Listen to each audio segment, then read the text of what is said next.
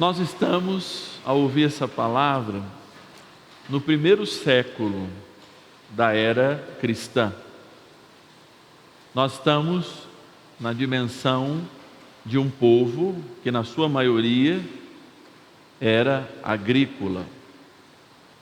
Parte cuidava das plantações, com a sazonalidade que existia, porque a gente está falando de um lugar árido, e parte eram pastores, aqueles que estavam intimamente ligados com os animais, com as ovelhas, com os cabritos, enfim, com tudo que tem na roça. Aqui, se Jesus tivesse nascido no Brasil, seria um boi, uma vaca, né? Ou algo parecido aí. Mas a gente está falando de um contexto que diz muito. E aí, o evangelista ele vai lançar mão de um processo muito interessante, que é uma literatura, é um jeito de escrever. É um jeito de escrever que não quer pôr medo, muito pelo contrário. Esse jeito chamado apocalíptico, ele quer despertar na gente um espírito que a injustiça vai acabar, que as coisas vão mudar de algum jeito, mas que se essas coisas, para que elas mudem por fora, antes elas precisam mudar por dentro. Antes elas precisam que a gente carregue dentro de nós um espírito de conversão, de transformação. E aí ele lança a mão de uma metáfora. Nós olhamos cabritos e ovelhas, que são primos. Se a gente conhecer a roça, eles são primos. A ovelha, ela tem a lã, o cabrito não. O cabrito é como se fosse uma ovelha tosquiada. Mas quem já viu uma ovelha tosquiada, e pode se dar um Google depois, que a gente acha tudo, né? Naquela grande biblioteca, a gente vê que não tem muita diferença. Quando a ovelha está tosquiada, ela é magrela, é mais ou menos como que o cabrito. Mas de longe a gente consegue identificar quem é um cabrito e quem é uma ovelha. Se der para eu perguntar para alguns de vocês, e se vocês conhecessem um pouquinho do que é um cabrito, do que é uma ovelha, mesmo tosquiados, vocês saberiam me dizer qual é a diferença. E a diferença é de comportamento. A ovelha sempre mais dócil, como que uma docilidade do Espírito Santo ao seu pastor. O cabrito sempre mais desesperado, mais ansioso. A ovelha come sempre as melhores pastagens. Se soltasse os dois no pasto, a ovelha iria em lugares especiais, né? Especialmente nos capinzinhos mais novos e mais nobres. E o cabrito, se você deixasse um plástico, uma camiseta, qualquer coisa ele comeria. Ele se interessa por comer, por tudo. Então, para nós fica mais difícil. Mas para o ouvinte do primeiro século, Jesus está dizendo assim: amados, a diferenciação entre aqueles que serão separados à direita e à esquerda, não é se um tem lã ou não, não é a capacidade deles produzirem, mas é o comportamento. Porque o comportamento vai dizer que lado eles estão, de que lado eles são, se eles são de fato ovelhas ou se são cabritos. O cabrito naquela época, não é, tinha valor menor, não tem a cobertura da lã e tantas outras coisas, mas tosquiado não havia diferença. Havia diferença de saber do comportamento.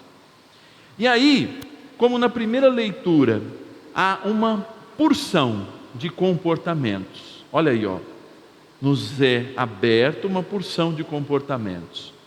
Na fala de Moisés, está lá na Torá, que não é para odiar, que tem que amar, que não é para extorquir, que a gente tem que amar o próximo, tem que fazer o outro próximo. Tudo aquilo que Jesus vai retomar. Não encher de ódio o seu irmão, não vingar, e tantas coisas que fazem prática àqueles que estarão à direita. aqueles que estarão. E aí, o Senhor, como costuma fazer, Ele vai acrescentar, além daqueles preceitos da lei, algo que de fato o identifique. E aí é interessante, porque muitos de nós querem encontrar o Senhor. Muitos de nós se colocam em oração diante de Jesus sacramentado e deve fazê-lo. Eu insisto para quem tem saúde, não é? A gente precisa ter uma relação íntima com o Senhor. E como que acontece essa relação de intimidade com o Senhor? Quando eu visito o Senhor. Como diz Santa Teresinha, o Senhor é como que um prisioneiro nos sacrários de todas as igrejas, à espera da nossa visita. E essa visita, de fato, faz com que a gente o encontre, espiritualmente, mas também carnalmente falando. Porque para nós a Eucaristia é o corpo, o sangue, a alma, a divindade de nosso Senhor Jesus Cristo. Mas existe uma outra forma, não sacramental, mas igualmente real de encontrar o Senhor. E ela segue no Evangelho, com as obras de misericórdia corporais, que são uma prática penitencial, não só para serem vividas no momento em que a gente celebra a preparação para a Páscoa, que é a Quaresma, mas em todos os momentos da nossa vida. E aí é interessante que quando nós vamos formulando a teologia, que é o olhar, não tem nada de segredo a teologia, mas é um olhar sobre a relação do homem com Deus a partir da palavra, a teologia cristã, a partir da tradição, sob o olhar e sobre a jurisdição do magistério, nós vamos olhando que os textos bíblicos vão fazendo que a gente se mova. E o que a gente tem que viver na Quaresma não é uma inclusão do nosso pecado ou da nossa vida de pecado no Evangelho da Misericórdia. Mas o que a gente tem que fazer é, a partir do Evangelho da Misericórdia, promover em nós a conversão. Mas nós estamos num momento cultural que se fala muito em inclusão, mas a inclusão do pecado diante do Evangelho é impossível. A inclusão da aceitação do aborto, a inclusão da aceitação de quando eu não cuido de um irmão, porque se eu chamo Deus de Pai nosso, eu não estou dizendo que Ele é Pai meu. Quando eu digo Pai nosso, eu estou dizendo para todos os seres humanos, os 8 bilhões que existem na Terra, nós somos irmãos. E a partir desta filiação que eu ganho em Deus, eu ganho mais um critério para me perguntar: eu me pareço mais com a ovelha ou com o cabrito? Se eu pareço com o cabrito, eu sou aquele que olha as mazelas do mundo e permaneço omisso. Aliás, a omissão é um pecado que nem se confessam mais. Eu quase bato palma quando alguém fala: padre, eu sou omisso. Porque, junto com a busca do prazer, da posse e do poder, a omissão é a consequência posterior. É a omissão para com o Deus que mora em mim e quer falar ao meu coração. E trata-se de um pecado com certa gravidade, não é mortal, mas pode gerar a mortalidade. Por exemplo, quando eu omito que eu estou alcoolizado e vou dirigir, eu assino o risco de matar uma pessoa, por causa, não é? E por isso existe a lei. E tantos outros exemplos que nós poderíamos dar. Mas aqui Jesus é bem claro. Se Moisés diz, e a gente tem que seguir, porque vivemos sob o jugo da lei: não explore o teu próximo, não extorque, não retenhas contigo a diária de um assalariado, não amaldiçoe as pessoas, não põe uma pedra de tropeço àqueles que não conseguem ver, ou seja, construa a justiça na relação entre os irmãos. Jesus vai um pouquinho mais além.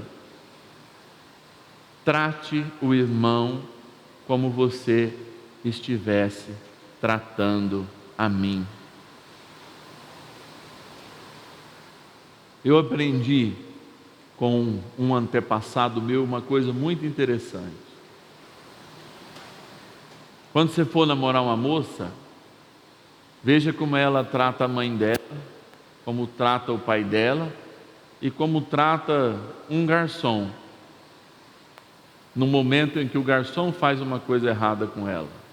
E aí você vai ver como ela vai te tratar no momento em que você contrariá-la.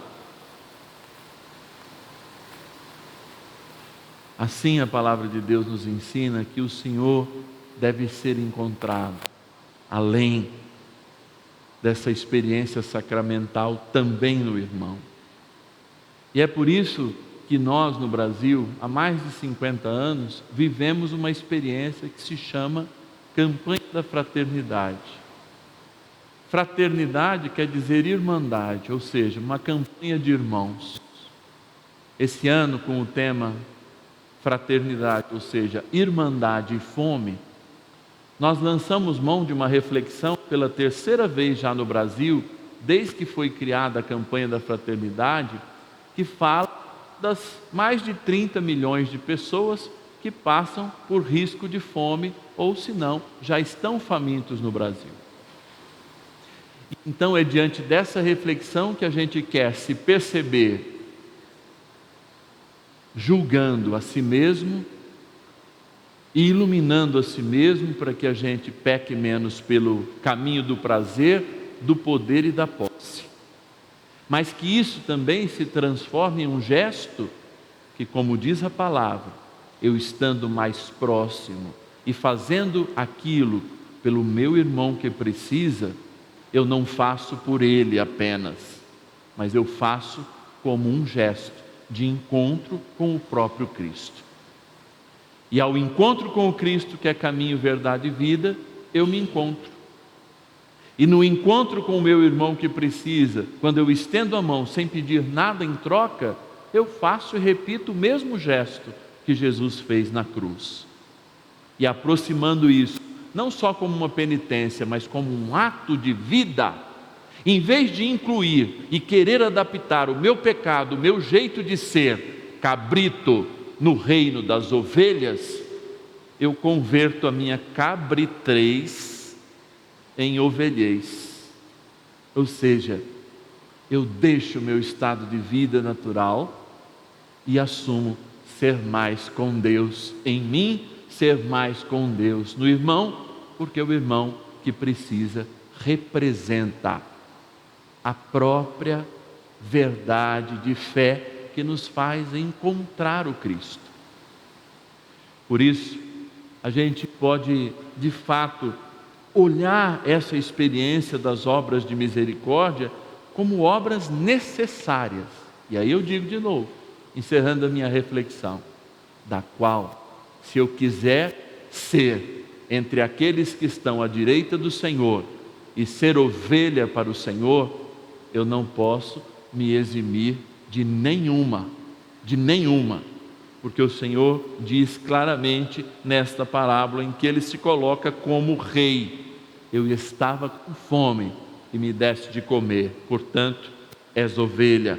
Sede de beber, eu estava sem casa e me acolheste, eu nu e me vestiste, doente e cuidaste de mim, estava na prisão, não me julgaste, mas me fosse visitar. Vem para o reino do meu Pai. Está claro, hein? Mais claro que a luz do dia, o que o Senhor espera de nós, para sermos não confundidos de cabrita ou de cabritos, pois ovelhas já o somos desde o batismo, mas para sermos com as nossas atitudes confirmados como ovelhas que somos e, portanto, dignos do reino do céu. É isso aí. Não é fácil, não é impossível. Louvado seja nosso Senhor Jesus Cristo. Para sempre seja louvado. Esse programa teve o apoio dos nossos benfeitores. Seja você também um benfeitor, evangelizando conosco. Ligue agora, 0 Operadora 11 42 00 80 80.